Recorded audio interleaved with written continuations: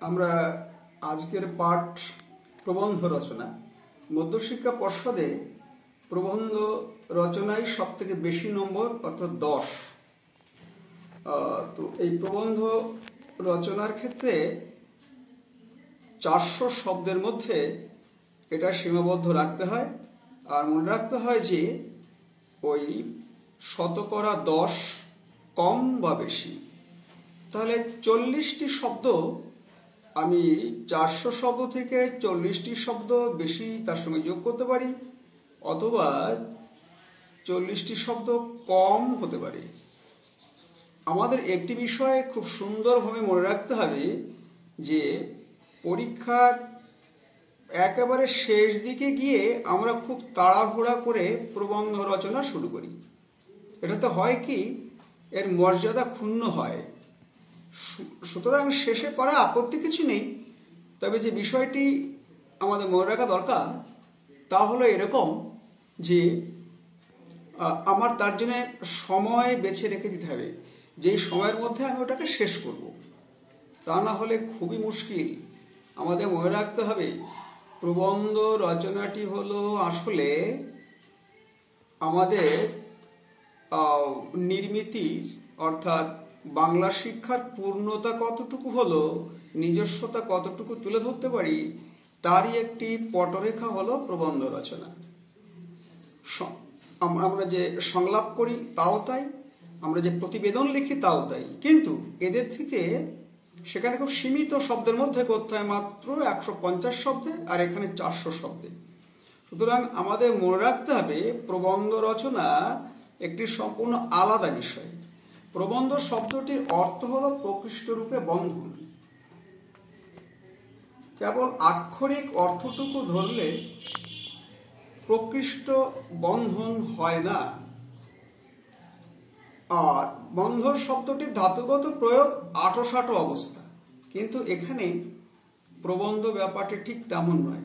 কোনো একটা নির্দিষ্ট বিষয়কে কেন্দ্র করে মনের চিন্তা, যুক্তি, জ্ঞান আর অনুভূতির স্বাভাবিক প্রকাশকেই প্রবন্ধ বলা হয়।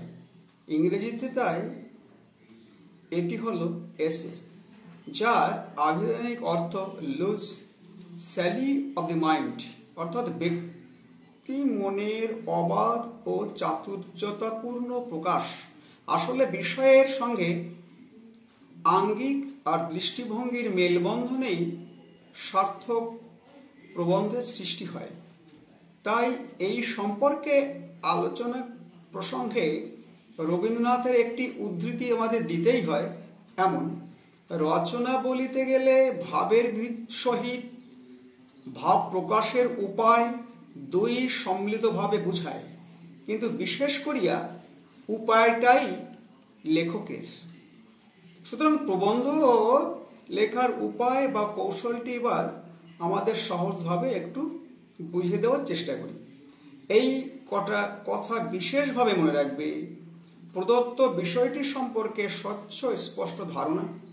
মনে রাখবে প্রবন্ধের 3টি প্রধান অংশ: ভূমিকা, বিষয়বস্তু এবং উপসংহার। প্রয়োজনে বিষয়বস্তুকে কয়েকটি উপবিভাগেও বিভক্ত করা যায়।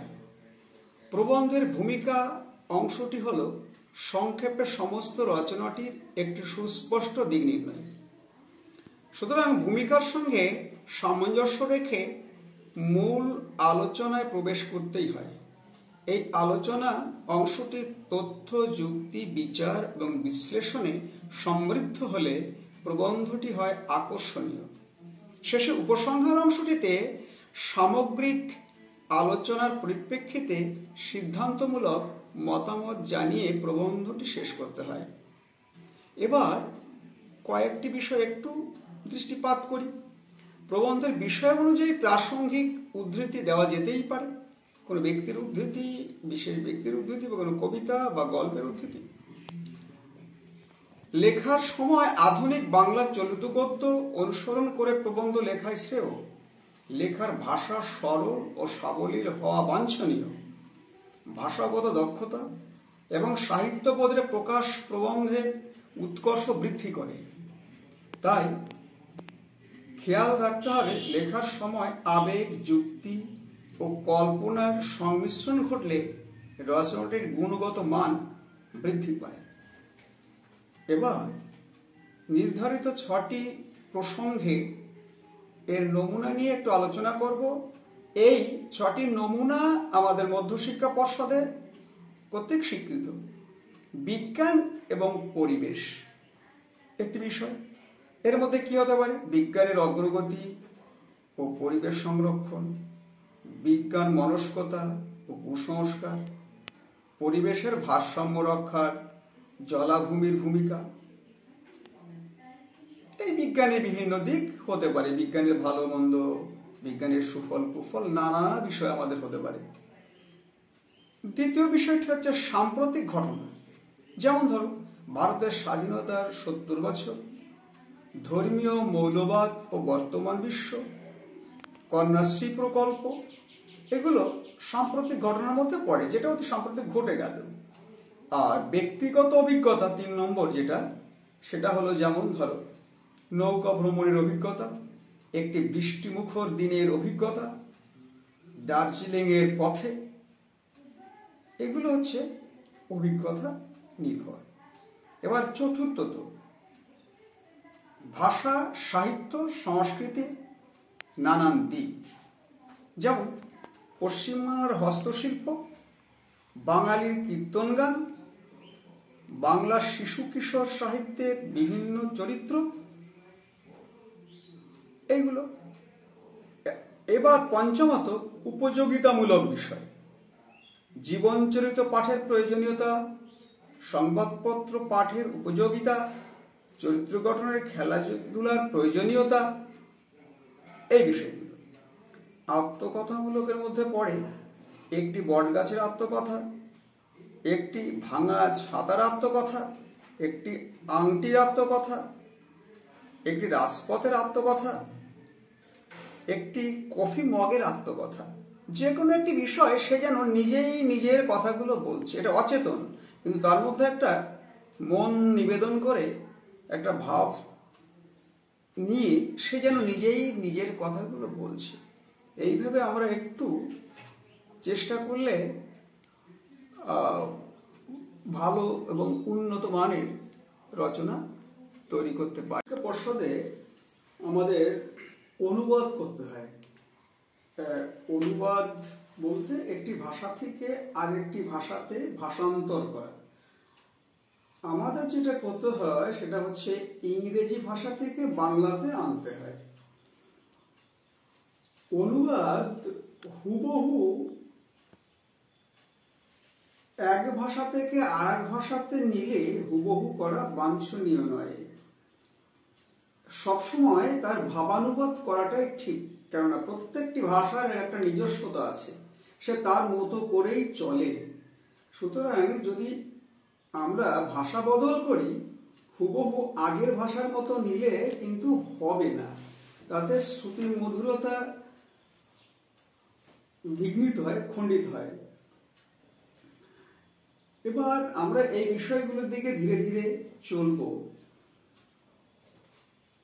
রবীন্দ্রনাথ বলেছেন একটা বিখ্যাত উক্তিতে, আমার বিশ্বাস যদি যথোচিত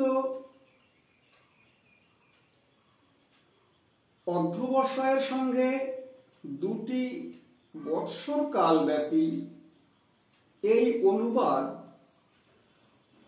প্রত্যানুবাদের পন্থা ধরে ভাষা ব্যবহারের অভ্যাস ঘটানো যায়, তাহলে ইংরেজি ও বাংলা 2 ভাষাতেই দখল জন্মানো সহজ হয়। তাহলে রবীন্দ্রনাথ কি বললেন, যে অন্তত 2টি বছর বসেই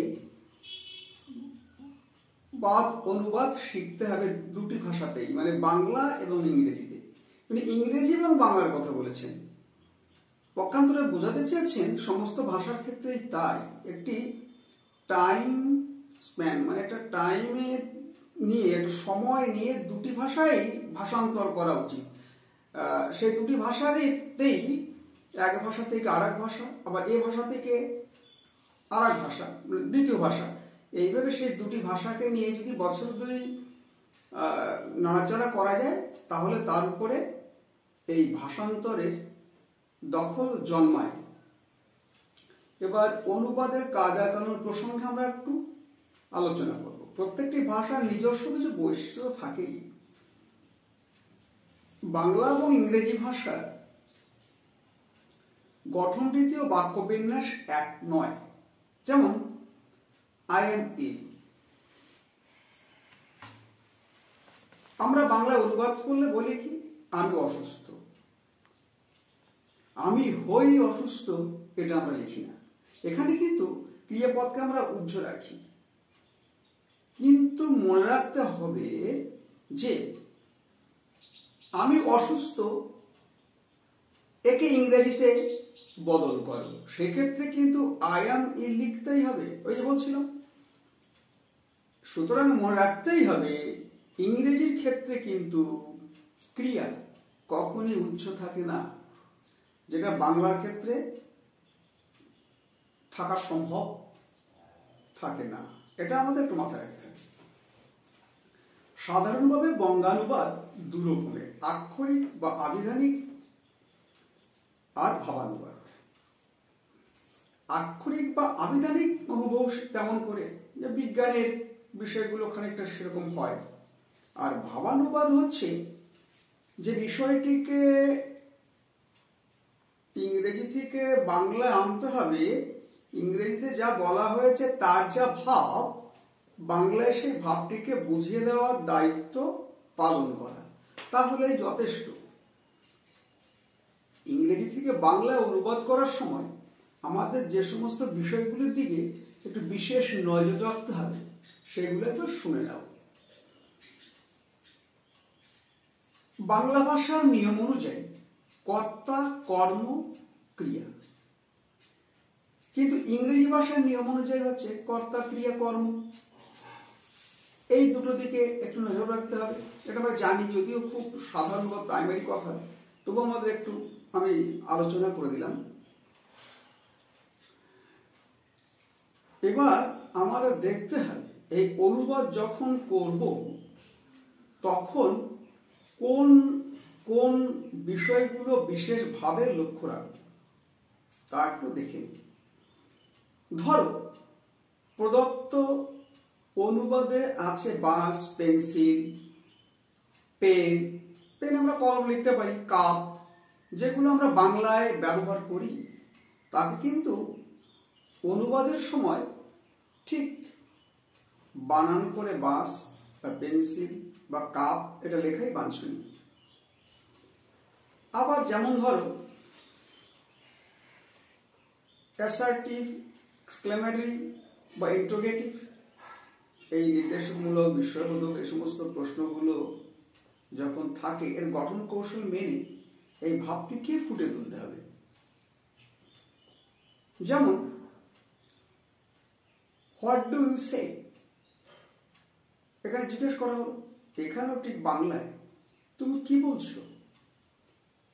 অথবা দেখো, oh the spring has come at last, আহা অবশেষে বসন্ত এসেছে, আহা দিয়ে বিস্ময়বোধক চিহ্ন। এইভাবেতে আমাদের ভাষান্তর করতে হয়। অনেক সময় ইংরেজি অনুচ্ছেদটিতে প্রবাদ, প্রবচন বা বাগধারা থাকে। এক্ষেত্রে মনে রাখতে হবে বাগধারাটি কোনো ভাষার নিজস্ব সাংস্কৃতিক ফসল বা সম্পদ। তাই ইংরেজি এডিয়মকে বাংলায় অনুবাদের সময়, বাংলায় যখন অনুবাদ করতে হবে তখন তারও একটা বাংলার বাগধারা আছে, সেটাকে ব্যবহার করাই ভালো। এটাই মনে রাখতে হবে। বিষয়টি উদাহরণ দিয়ে একটু দেখানো যাক। যেমন ধরো, cut your coat according to your cloth, বাংলায় অনুবাদের ক্ষেত্রে বিষয়টি দাঁড়ালো আয় বুঝে ব্যয় করা উচিত। ওখানেও ছিল ইডিয়ম, ওখানেও যেমন ছিল এখানেও ঠিক তেমন হলো। ওখানে যেমন ইডিয়ম ছিল ইংরেজিতে, এখানে বাংলাতেও তাই হলো। কিংবা যদি বলা হয় লুক বিফোর দি লিভ, সেক্ষেত্রে লেখা উচিত ভেবে চিন্তে কাজ করো। এসব ক্ষেত্রে শব্দার্থের উপর নির্ভর না করে মর্মার্থটির উপর নির্ভর করে বাক্য গঠন করা শ্রেয়। এইভাবে বাংলা ভাষার নিজস্ব বিশিষ্টতা অনুসারে সহজ সাবলীল ভাষায় বঙ্গানুবাদ করাই বাঞ্ছনীয়। ইংরেজিতে যেমন যে অনুচ্ছেদটি থাকে তার বিশুদ্ধতা বজায় রেখে বাংলার সুখপাঠ্য করাই বা তৈরি করাই ভালো। তোমাদের টেস্ট পেপার, যে কোনো টেস্ট পেপার ধরে নিয়ে তোমরা এমন করে তৈরি করো, ইংরেজিগুলো থেকে বাংলায় নিয়ে আসো এবং স্কুল খুললে এগুলো আমাদের দেখাও, তাহলেই আমরা এটা ঠিক করে দেবো। কোনো প্রশ্ন থাকলে এর মধ্যে তোমরা রাত 9টা থেকে 10:30টার মধ্যে ফোন করে জেনে নেবে। আমার নম্বর বারবার আমি বলে দিয়ে থাকি। টেকনিক্যালি ওটা আমার লিখে দেওয়া সম্ভব নয়, আমি অত টেকনিক্যালি পারদর্শিতা আমার নেই। আমি বলে দিই, তোমরা লিখে নাও 9433501313। ধন্যবাদ।